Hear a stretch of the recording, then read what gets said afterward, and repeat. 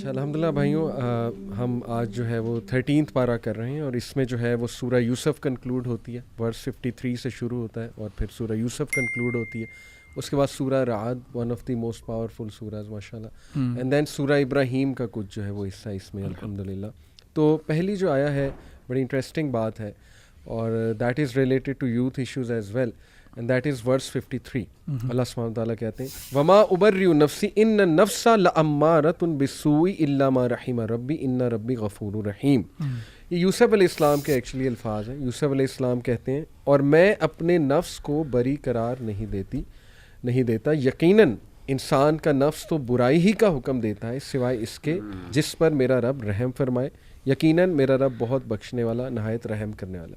اس میں سب سے پہلے میں آڈینس کو بتانا چاہوں گا کہ 3 نفس جو ہیں ان کا ذکر ہے قرآن میں. نفس اللوامہ جس کو ہم ضمیر کہہ لیں ایک قسم کا، اس کی قسم بھی کھائی اللہ سبحانہ تعالیٰ نے. نفس مطمئنہ یعنی کہ آپ کہہ لیجئے جس کو ہم سیلف ایکچولائزیشن، چلیں یہ ایک الگ ٹاپک ہے، کہہ سکتے ہیں کہ نہیں، لیکن یہ کہ وہ کنٹینٹڈ سول جی بالکل ایسی. اور یہ تیسرا جو ہے نفس الامارہ، نفس امارہ، تو یہ بڑا خطرناک نفس ہے. اور اس کے بارے میں امام غزالی کہتے ہیں نا کہ اگر آپ اس نفس کو کنٹرول نہیں کرو گے تو it's like a wild horse, تو یہ پھر آپ کو جو ہے نا وہ کنٹرول کرے گا اور ذلیل کرے گا.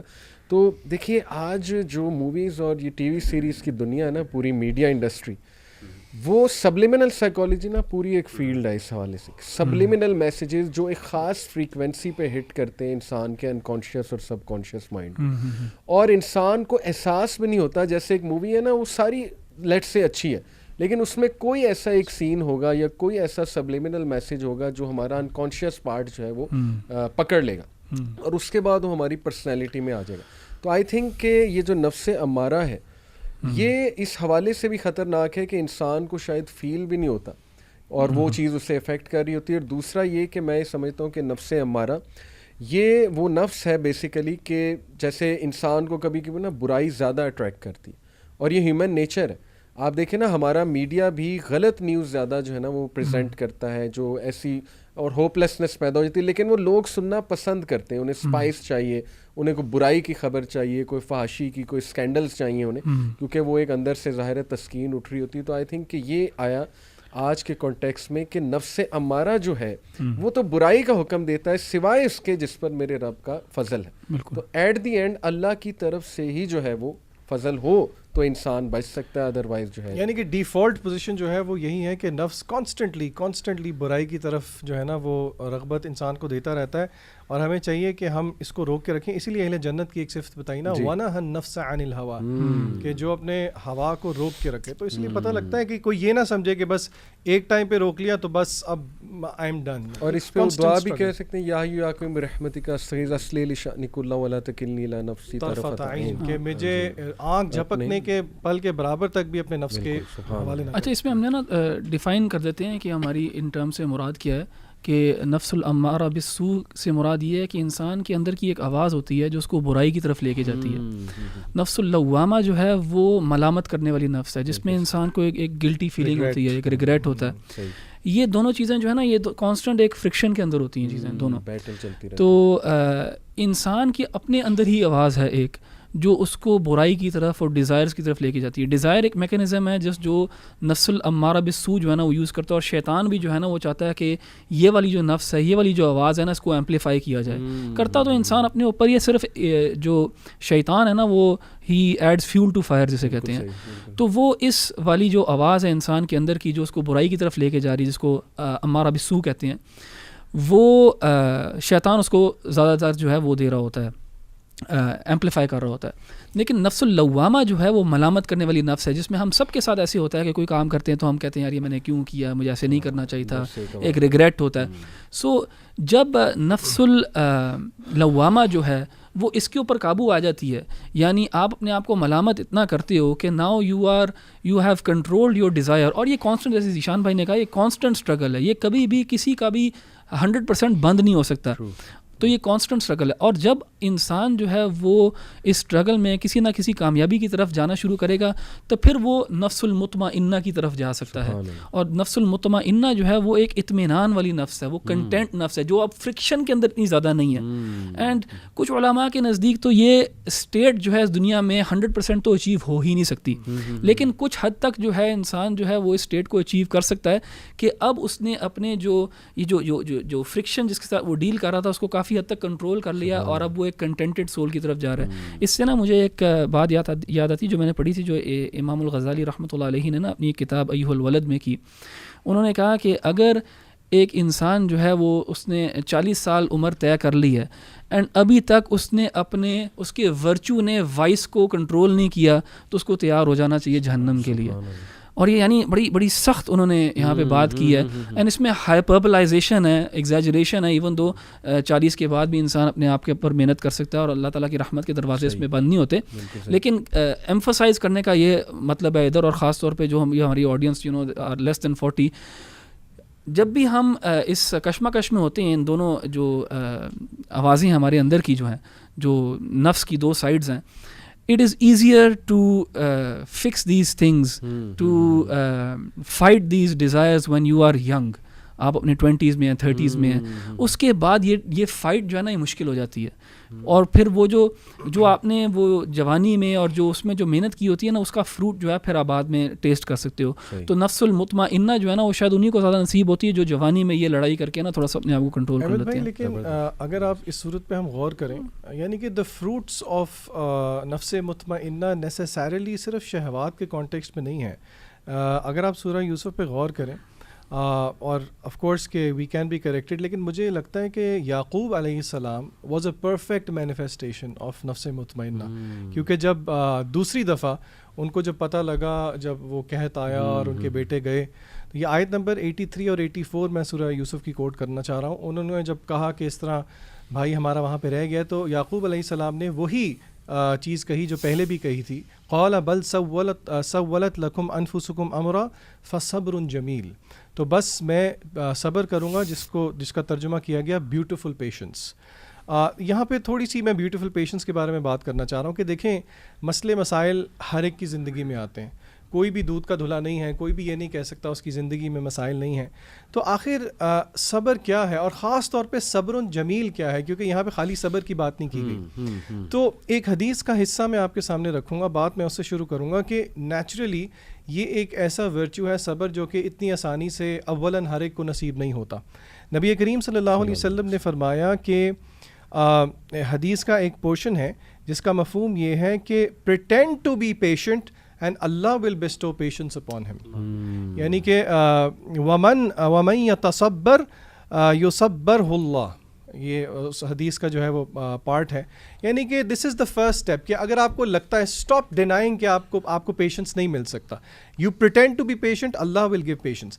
پریکٹیکلی اگر کوئی پوچھے کہ چلیں آپ بتائیں کہ پھر آخر بیوٹیفل پیشنس ہے کیا, تو اس کا سادہ سا الفاظ جواب یہ ہے, اللہ پہ توکل کرنا, اللہ پہ ریلائی کرنا کہ اللہ نے جو مصیبت مجھے دی ہے, اللہ رب العزت ہی ہے جو کہ اس سے مجھے نکال سکتا ہے. کوئی پوچھے گا تو پھر اس کا کیا یہ مطلب ہے کہ اگر بیوٹیفل پیشنس کا یہ مطلب ہے کہ ہم اداس نہیں ہو سکتے, وی کانٹ کرائی, تو اس کا جواب بھی آپ کو سورہ یوسف میں ہی ملتا ہے. وہ سیڈنس اور وہ جو حزن ہے اور وہ جو رونا ہے وہ ڈائریکٹڈ ہونا چاہیے صرف اور صرف خالق کی طرف. جس طرح کہ یعقوب علیہ السلام نے کہا, انما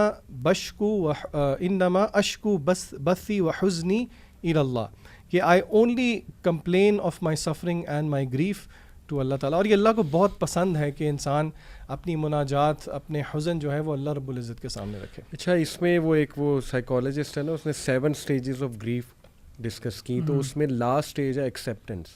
تو صبر جمیل کہہ سکتے ہیں کہ it is accepting your situation اور ایشو ود کنٹینٹمنٹ. علی بھائی تقدیر کا یہی مطلب ہے نا, ایمان بالتقدیر اسی چیز کو تو کہتے ہیں. اچھا, اس میں یہ نا آپ نے جو کہا نا کہ لاسٹ اسٹیج جو ایکسیپٹنس ہے, رسول اللہ صلی اللہ علیہ وسلم کی حدیث ہے کہ ہاں پہلی اسٹیج جو ہے ایکسیپٹنس ہے. ہاں جی, صدمۃ الاولیٰ کے بارے میں رسول اللہ صلی اللہ علیہ وسلم نے کہا کہ الصبر عند صدمۃ الاولیٰ, کہ جب افلکشن پہلی دفعہ آتی ہے تبھی ایکسیپٹ کر لینا, اصل تو صبر یہ ہے. تو وہ اس روایت میں یہی آتا ہے نا کہ رسول اللہ صلی اللہ علیہ وسلم کا گزر ہوا تو ایک عورت جو ہے وہ کسی قبر پہ رو رہی تھی, تو وہ رسول اللہ صلی اللہ علیہ وسلم نے اس کو کہا کہ تمہیں صبر کرنا چاہیے، صبر کرو اس معاملے کے اوپر. تو اس نے رسول اللہ صلی اللہ علیہ وسلم کو بڑی بری طرح جو ہے نا جواب دیا اور کہا کہ تمہیں نہیں پتہ میرے ساتھ کیا ہوا ہے. اس طرح کے الفاظ آتے ہیں. تو جب اس عورت کو پتہ لگا کہ یہ آپ صلی اللہ علیہ وسلم اللہ تعالیٰ کے رسول تھے تو اس کو بڑی شرمندگی ہوئی. وہ رسول اللہ صلی اللہ علیہ وسلم کے پاس گئی اور اس نے بتایا کہ یہ میرا بیٹا تھا جو فوت ہو گیا تھا، جس کی وجہ سے میں رو رہی تھی. تو تب رسول اللہ صلی اللہ علیہ وسلم نے کہا کہ صبر جو ہے وہ دیکھیں وقت تو صبر کرا ہی دیتا ہے انسان کو، وقت تو صبر کرا ہی دیتا ہے. تو وہ جو آپ جو سائیکالوجسٹ کا کہہ رہے ہیں انہوں نے تو اس کو لاسٹ اسٹیج وہ تو اوبیسلی وہ ایونچویلٹی تو ہے ہی، لیکن اللہ تعالیٰ کے ہاں جس صبر پہ اوپر اجر ہے وہ فرسٹ اسٹیجز آف ایکسیپٹنس ہے.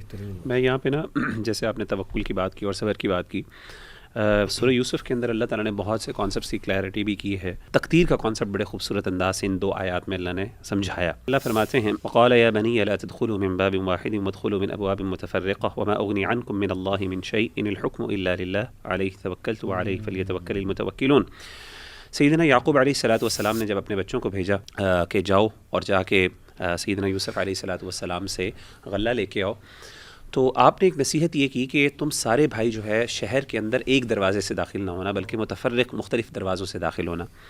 اور آگے کہا کہ وما اغنی عنکم من اللہ من شیء، لیکن یہ بتا دو، ایک ڈسکلیمر دے دیا کہ یہ نہ سمجھنا کہ اگر اللہ کی طرف سے کوئی آفت آئے گی تو میں تمہیں اس سے کچھ بچا سکتا ہوں. یعنی یہ میری ایک تدبیر ہے، یہ ایک میری پلاننگ ہے.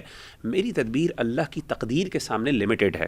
ان الحکم الا للہ، اصل فیصلہ اور اصل قضاء اور قدر اللہ کی ہے اور وہی غالب آنے والی ہے. اسی لیے علیہ توکلت، اسی پر میں یعنی توکل کرتا ہوں. وعلیہ فلیتوکل المتوکلون، توکل کرنے والوں کو اس پہ بھی توکل کرنا چاہیے. آگے اللہ نے اس چیز کو بڑا سراہا، اللہ نے اس آئیڈیا کو بڑا واضح کیا اور میں تھوڑا سا اس پہ کمنٹ بھی کروں گا. اللہ فرماتے ہیں وَلَمَّا دَخَلُوا مِنْ حَيْثُ أَمَرَهُمْ أَبُوهُمْ، انہوں نے وہی کام کیا جو ان کے والد نے ان سے تقاضا کیا تھا، اسی طریقے سے مختلف دروازوں میں داخل ہوئے، مختلف دروازوں سے. مَا كَانَ يُغْنِي عَنْهُمْ مِنَ اللَّهِ مِنْ شَيْءٍ إِلَّا حَاجَةً فِي نَفْسِ يَعْقُوبَ قَضَاهَا، کہ اللہ تعالیٰ سے ان کو کوئی چیز بچا نہیں سکی سوائے یہ ایک سوچ تھی، ایک چاہت تھی جو سیدنا یعقوب علیہ السلام کے دل میں آئی، جس کو انہوں نے پورا کر لیا. ایک ان کی ذہن میں ایک سوچ تھی، ایک تدبیر تھی جن کو انہوں نے پورا کیا. وَإِنَّهُ لَذُو عِلْمٍ، وہ بہت علم والی شخصیت ہے سیدنا یعقوب. علمناہ، ہم نے ان کو سکھایا تھا. ولکن اکثر الناس لا يعلمون، اکثر لوگ نہیں جانتے. اسے پتہ چلا کہ تقدیر کے کانسیپٹ کو سمجھنے کے لیے 2 کانسیپٹس آپ کو سمجھنے کی ضرورت ہے. ایک ہے تدبیر اور ایک ہے تقدیر. تدبیر کہتے ہیں ہماری پلاننگ کو، ہماری ایفرٹس کو، اور تقدیر کہتے ہیں ریزلٹس کو یا اس عمل کو جو عمل اس ایفرٹ کے ذریعے یا نتیجے کے اندر یعنی اپیئر ہوتا ہے یا ایگزسٹنس جس کو حاصل ہوتی ہے. تو پتہ چلا کہ انسان کو اللہ نے تدبیر کا اختیار دیا، پلاننگ کا، اور پلاننگ کرنے کے اینڈ پہ تقدیر شروع ہوتی ہے. یعنی جہاں پہ ہماری پلاننگ اور ہماری ایفرٹ ختم ہوتی ہے وہاں سے تدبیر یعنی وہاں سے تقدیر شروع ہوتی ہے. ان ادر ورڈز پہلی بات تو یہ پتہ چلی کہ ہمیں اپنی ایفرٹ پوری کرنی چاہیے، ہمیں اپنی پوری پلاننگ کرنی چاہیے جیسے سیدنا یعقوب نے کی. اس میں یہ نہیں اپنی طرف سے کمی نہیں کرنی چاہیے، بیٹھے رہنا چاہیے کہ اللہ تعالیٰ آسمان سے مدد نازل کرے، نہیں، اپنی ایفرٹ پوری طرح کریں. لیکن اس کے بعد ایفرٹ اور پلاننگ کرنے کے بعد پھر اس کو اللہ پہ چھوڑ دیں. ان ادر ورڈز ایفرٹ اور پلاننگ کرنے کے بعد اگر نتیجہ کوئی اور آ گیا تو ہمیں اس کو چیلنج یا اس پہ ناراض نہیں ہونا چاہیے. کیوں ورنہ پھر وہ تقدیر پر ایک قسم کا اعتراض ہو جائے گا. اسی لیے آپ دیکھیں کہ ہمارے دین میں صحیح بخاری کی حدیث ہے کہ آپ صلی اللہ علیہ وسلم نے کہا اتقوا اللو، یہ جو لفظ لو ہے نا، کاش، اس سے منع فرمایا. کیوں؟ آپ نے فرمایا کہ تم اللہ کی تقدیر کو بدل نہیں سکتے. یعنی تقدیر کا مطلب یہ کاش میں اس طرح کر لیتا تو یہ نتیجہ نکل آتا. بھائی تقدیر آلریڈی اللہ کی ڈیفائنڈ ہے. آپ کی تدبیر ہو سکتی ہے، آپ تدبیر کے حوالے سے پلاننگ کر سکتے ہو، مینیج کر سکتے ہو. تو اسی لیے اسے بہت بڑی بات سمجھ آئی کہ ایک تو غم نہ کرے انسان، دوسری بات ہے ایفرٹ پوری کرے. تو ایفرٹ پوری کرنے کے بعد انسان کو چاہیے کہ اب اس کو پھر تقدیر سمجھ کے قبول کرے کہ یار میں نے ایفرٹ پوری کی، محنت کی ہے، اب مجھے ڈپریشن میں نہیں جانا، مجھے جو ہے نا اس کا حزن نہیں غالب آنا چاہیے.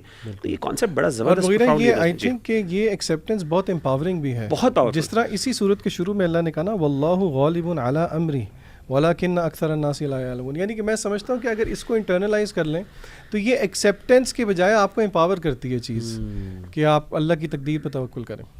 جزاک اللہ مغیرہ. میں دوسری جو ورس شیئر کرنا چاہوں گا ریفلیکشن، دیٹ از فرام سورہ رات، ورس 17 ہے، اور اس میں ماشاء اللہ بڑی ایک خوبصورت پیرابل اللہ سبحانہ وتعالیٰ نے دی ہے. ایک پورا سبجیکٹ ہے ریٹرک آف دا قرآن، یعنی جو پیرابلز ہیں اللہ سبحانہ وتعالیٰ کی، تو ان میں کتنی ہمارے لیے مثالیں ہیں. تو یہ آیا میں لمبی ہے کافی لیکن تھوڑی سی پڑھتا ہوں. انزل من السماء ماء فسالت اودیۃ بقدرها فاحتمل السیل زبدا رابیا ومما یؤکدون علیہ فی النار ابتغاء حلیۃ او متاع زبد مثل کذالک یضرب اللہ الحق والباطل. وہ آسمان سے پانی برساتا ہے، پھر تمام ندیاں بہنے لگتی ہیں اپنی اپنی وسعت کے مطابق. تو اس میں جو ریفلیکشنز ہیں انشاءاللہ، پہلی ریفلیکشن دیکھیں بڑی امپورٹنٹ ہے کہ ریلیجس نالج اور وحی کو اللہ سبحانہ تعالیٰ نے بارش کے ساتھ جو ہے وہ مثل دی ہے. جیسے بارش ایک جگہ کو فرٹائل کر دیتی ہے اور ڈیڈ ارتھ کو بھی ریوائیو کر دیتی ہے، تو اس لیے بڑا ضروری ہے سمجھنا کہ دل جب ڈیڈ ہو جاتے ہیں، جب قلوب ہارٹس ڈیڈ ہو جاتے ہیں، تو اس کا سب سے بہترین سلوشن ہے کہ وہی سے نالج حاصل کیا جائے اور ذکر اللہ جو ہے وہ کیا جائے. اور پھر انٹرسٹنگ بات یہ ہے کہ اللہ سبحانہ و تعالیٰ نے مثال ایک ندی کی یا ایک وہ پاتھ وے کی دی کہ اکارڈنگ ٹو وہ اپنی وسعت کے مطابق، اکارڈنگ ٹو دیر کیپیسٹی وہ پانی کو ایبزارب کرتے ہیں. تو یہاں پہ اشارہ ہے اس طرف کہ ہارٹس کی بھی کیپیسٹیز ہوتی ہیں، ڈفرینٹ ہارٹس ہوتے ہیں، کسی کی کیپیسٹی کم ہے نالج لینے کی، کسی کی زیادہ ہے، اور یہ اللہ کی دین ہے. تو اس حوالے سے اب سوال یہ پیدا ہوتا ہے کہ اس کیپیسٹی کو کیسے بڑھایا جائے. تو اس پہ امام شافعی رحمہ اللہ کا ایک مجھے کال یاد آ گیا نا، انہوں نے اپنے استاد سے پوچھا کہ میں نالج جب بھول جاؤں تو کیا کروں. تو کانٹیکسٹ اس کا یہ کہ گناہ جو ہے اس سے بچو، کیونکہ گناہ کی جو کثرت ہے ظاہر ہے کہ اس سے انسان کی یاداشت بھی کم ہوتی ہے اور نالج بھی لاسٹ ہوتا ہے. I think one of the ways is کہ انسان گناہوں سے بچنے کی پوری کوشش کرے اگر وہ اپنے ہارٹ کی کیپیسٹی کو بڑھانا چاہتا ہے. کیونکہ وہ ابو ہریرہ رضی اللہ عنہ کو غالباً نبی صلی اللہ علیہ وسلم نے کہا تھا نا کہ دیکھو ضرورت سے زیادہ نہ ہنسو، بیکاز کثرت سے ہنسنا دل کو مردہ کر دیتا ہے، اور جب دل مردہ ہے تو پھر وہ ایبزارب تو نہیں کرے گا چیزوں کو، بلکہ Zeeshan will relate to me. ہم نے اکثر اسٹوڈنٹس کو ماشاءاللہ قرآن پڑھایا ہوا ہے، سیرہ پڑھائے ہوئے، تو آپ نے دیکھا نا اسٹوڈنٹس میں جب کثرت سے مذاق ہوتا ہے اور یہ میم کلچر اور یہ وہ، تو وہ ان پہ اثر نہیں کر رہی ہوتی باتیں. تو میں انہیں یہ بتاتا ہوں حدیث کے، دیکھو کثرت سے مذاق وہ منع ہے. پھر اس میں بڑی خوبصورت جو مثال ہے فالس ہوڈ اور ٹروتھ کی، وہ کیا مثال ہے وہ میں آپ کو پڑھ کے سنا دیتا ہوں. پھر اٹھا لاتا ہے سیلاب ابھرتے جھاگ کو، اور جن دھاتوں کو یہ لوگ آگ پر تپاتے ہیں زیور یا دوسری چیزیں بنانے کے لیے، ان پر بھی اسی طرح کا جھاگ ابھرتا ہے. اس طرح اللہ حق و باطل کو ٹکراتا ہے. اور پھر آگے وہ ایکسپلینیشن ہے، تو یہ میں بتا دیتا ہوں. دیکھیں، the falsehood is likened to the rising foam on the surface of the water and also to the impurities that are released when metals are heated, whereas truth is equated to the pure fertile soil or the pure metal which remains behind purification process کے بعد. دیکھیں اللہ سبحانہ تعالیٰ نے قرآن میں کہا نا کہ وجاء الحق وزہق الباطل ان الباطل کان زہوقا، کہ ٹروتھ آ گیا ہے، فالس ہوڈ پیرش ہو جائے گا. فار ویریلی فالس ہوڈ نے ہونا ہی پیرش تھا. آج جتنے مرضی پروپیگنڈا ویسٹ کر لیں، سیرہ کے حوالے سے، نبی صلی اللہ علیہ وسلم کے کیریکٹر کے حوالے سے، کوئی وہ LGBTQ کا پروپیگنڈا کر لیں، واٹ ایور دا کیس، لیکن آبویسلی یہ ساری چیزیں ایک جھاگ کی طرح ابھریں گی تو صحیح، لیکن اس کے بعد ختم ہو جائیں گی جیسے جھاگ ختم ہو جاتی. اور پیچھے جو بچے گا وہ اللہ کا دین اور ٹروتھ بچے گا، اور لوگ ایکنالج کر لیں گے. جیسے اللہ نے سورہ فصلت میں بھی کہا نا کہ ہم ان کو ان کے اندر اور افق میں جو ہے نشانیاں دکھائیں گے، یہاں تک کہ یہ ایکنالج کر لیں گے کہ اللہ کا دین جو ہے وہ حق ہے. تو الحمدللہ دس از مائی ریفلیکشن، اور بڑا فائدہ ہوا مجھے جو ہے نا اس آیت سے الحمدللہ. اچھا، آپ نے ادھر نا دلوں کی بات کی، اور یہاں پہ ایک بڑی مشہور آیت ہے اسی پارے میں، الذین آمنوا وتطمئن قلوبہم بذکر اللہ الا بذکر اللہ تطمئن القلوب. اور یہاں پہ میں اس کو اسی بات سے جوڑوں گا جو ہم نے شروع میں کی تھی، اطمینان والی نفس کے بارے میں، نفس المطمئنہ، کہ اس اسٹیٹ تک اللہ تعالیٰ کے ذکر کے بغیر پہنچا ہی نہیں جا سکتا. تو ہم نے شروع میں بات کی نا، ایک فرکشن ہے، ایک آپ کے اندر کی آواز ہے جو آپ کو گناہ کی طرف لے کے جا رہی ہے، اس کو ایمپلیفائی کرتا ہے شیطان. ایک آپ کے اندر آواز ہے جو ملامت کرتی ہے اور آپ جو ہے افسوس کرتے ہو اپنے کیے ہوئے کے اوپر. اگر اس کے ساتھ آپ اللہ تعالیٰ کا ذکر ایڈ کر دیں گے تو وہ جو شیطان جو محنت کر رہا ہے وہ بھی ختم ہونے شروع ہو جائے گی. آپ کی جو ملامت کرنے والی نفس ہے وہ کیونکہ ملامت کرنے والی نفس یہ اچھی چیز ہوتی ہے. انسان اگر ملامت کرتا ہے اپنے آپ کو اور وہ ان معاملات کے اوپر جو ہے نا سیکنڈ تھاٹس اس کو آتی ہیں اور وہ ریگریٹ فیل کرتا ہے, یہ اچھی چیز ہے. لیکن اللہ تعالیٰ کا ذکر جو ہے نا وہ اس فرکشن سے نا انسان کو اوپر لے کے جاتا ہے. اور اللہ تعالیٰ نے یہاں پہ واضح جو ہے نا بڑا کلیئر کہا ہے کہ اللہ تعالیٰ کا ذکر جو ہے نا وہ دلوں کو سکون دیتا ہے. اب دیکھیں ہم اپنی زندگیوں کے اندر نا بہت زیادہ چیزیں چیز کر رہے ہوتے ہیں. اگر آپ ہیومینٹی سے ایٹ لارج پوچھیں نا کہ آپ کا مقصد کیا ہے زندگی کا یا آپ کیا اچیو کرنا چاہتے ہو, سب یہی کہیں گے ہیپینس, کنٹینٹمنٹ. اس کے ویریس فارمز اینڈ مینز ہو سکتے ہیں جس طرح وہ اچیو کرنے کی کوشش کر رہے ہیں. اور کوئی سمجھتا ہے کہ ہیپینس جو ہے وہ is buying too many things, happiness جو ہے وہ پاور ہے سوسائٹی کے اندر ایکسیٹرا ایکسیٹرا ایکسیٹرا. یہاں پہ اللہ تعالیٰ نے کہہ دیا کہ یار ہیپینس کنٹینٹمنٹ جو ہے نا ایک ہی چیز کے اندر ہے. اینڈ اگر ہم اس چیز کو اسٹڈی کریں واقعی میں, آپ ان لوگوں کو دیکھنا شروع کریں جنہوں نے اس کو معیار بنایا ہے اپنی کنٹینٹمنٹ کا, اور پھر آپ ان لوگوں کو اسٹڈی کرنا شروع کر دیں جنہوں نے اس کے علاوہ کسی اور چیز کو معیار بنایا ہے اپنی کنٹینٹمنٹ کا اور ہیپینس کا. اور آپ دیکھیں گے کہ وہ ان چیزوں پہ اس کی پینیکل پہ, کلائمیکس پہ, پیک پہ پہنچ کے بھی کنٹینٹمنٹ کو نہیں ملی. کیونکہ آپ دیکھیں گے بہت زیادہ لوگ جنہوں نے فار ایگزامپل مٹیریل کو, پیسے کو, فیم کو, فارچون کو, پاور کو اپنا وہ بنایا ہوا تھا, ہیپینس کا ایک ذریعہ. ہاں اس کا بیسکلی اس کا وہ بنایا ہوا تھا, ایک گول بنایا ہوا تھا کہ اسی کے ذریعے مجھے کنٹینٹمنٹ, ہیپینس, پیس, پلیجر سب کچھ ملے گا. تو کیوں ہم دیکھتے ہیں ان لوگوں کو سوسائڈ کمٹ کرتے ہیں, کیوں ہم دیکھتے ہیں ان لوگوں کو ڈرگ یوز کے اندر, کیوں ہم دیکھتے ہیں ان لوگوں کو ڈسکنٹینٹ. ویراز اگر آپ ان لوگوں کو دیکھیں گے جنہوں نے اس معیار کو اپنا گول بنایا ہوا ہے کہ ہمیں جو کنٹینٹمنٹ چاہیے وہ اللہ تعالیٰ سے جڑ کے ہی ملے گی, اس کے علاوہ نہیں ملے گی کبھی. ان کو اگر آپ دیکھیں گے تو ان کی زندگیوں میں اگر آپ کو مٹیریل بھی کچھ نہیں نظر آتا, مصیبتیں بھی نظر آتی ہیں, لیکن ان کا دل کا حال جو ہے وہ اتنا پیور ہے, اتنا کنٹینٹ ہے کہ وہ ہر چیز پہ راضی ہیں. تو اصل جو پاور ہے اور اصل جو ہماری بھی ایسپریشنز ہونی چاہیے ایز بلیورز, وہ یہی ہونی چاہیے کہ ہم اس چیز کو اپنا گول بنائیں اور اس چیز کی طرف جائیں. اور باقی جو ڈسٹریکشنز ہیں, باقی جو نفس الامارہ جدھر ہمیں لے کے جاتا ہے ادھر ہم جانے سے بچیں. چونکہ قلوب کی آپ نے بات کی تو قلب سلیم کا ذکر قرآن میں ہوا ہے ابراہیم علیہ السلام کے حوالے سے, تو قلب سلیم بھی اسی کیٹیگری میں آئے گا کہ جو پیور ہے بہت زیادہ اور جس میں توحید کوٹ کوٹ کے جو ہے وہ بھری ہوئی. دیکھیں جو نفس المطمئنہ ہے نا اس کا دل بھی پھر صافی ہوگا, وہ قلب سلیم والا انسان ہوگا. اچھا, اس میں نا سورہ یوسف کی ایک آیت جو ہے اس میں بڑی پروفاؤنڈ آیت ہے 108 میں. اللہ تعالیٰ فرماتے ہیں قل هذه سبیلی ادعو الی اللہ علی بصیرۃ انا ومن اتبعنی وسبحان اللہ وما انا من المشرکین. کہ نبی صلی اللہ علیہ وسلم کہہ دیجئے کہ یہ میرا رستہ, ادعو الی اللہ, یہ اللہ کی طرف, میں اس کی طرف بلاتا ہوں. کیا مطلب ہے کہ اس رستے کی انتہا جو ہے وہ اللہ تعالیٰ کی معرفت اور اللہ کی رضا ہے. اسلام کا رستہ یہ اللہ کی طرف لے کے جاتا ہے. اور یہ جو رستہ جو ہے یہ کسی ایموشنل کنڈیشن کے اندر میں نے چوز نہیں کیا. نہیں, I am not emotionally moved by it. I mean emotional stance ہے, ٹھیک ہے, یہ ایموشنلی موٹیویٹ بھی کرتا ہے, اسٹیمولیٹ بھی کرتا ہے, لیکن it's not just emotional thing. یعنی علی بصیرۃ, یا میں نے کسی ریئیکشن کے طور پہ اس کو نہیں اس رستے کو اپنایا, بلکہ علی بصیرۃ, میں نے اس کو بصیرت کے ساتھ اپنایا, سوچ سمجھ, یعنی یقین, برہان اور دلائل ہیں. تو یہ ایک بات بہت سمجھنے والی ہے کہ دین اسلام جو ہے وہ صرف کچھ فرسودہ خیالات اور توہمات پہ کھڑا نہیں ہے کہ بھئی سارے ریلیجنز پہ بلیو کرتے ہیں تو ہمارا بھی ایک ریلیجن ہے, یا پھر ان ریلیجنز کی جو بنیادیں ہیں ہماری بھی ریلیجن کی وہ بنیادیں ہیں جس طریقے سے وہ ریلیجن نہیں. ہمارا ریلیجن علی بصیرت اور ہماری دلیل ہے, اور اس کو میں نے ومن اتبعنی, اور اس کو میں نے بصیرت کی بنیاد پہ چنا ہے, اور میرے جو فالوورز ہیں انہوں نے بھی.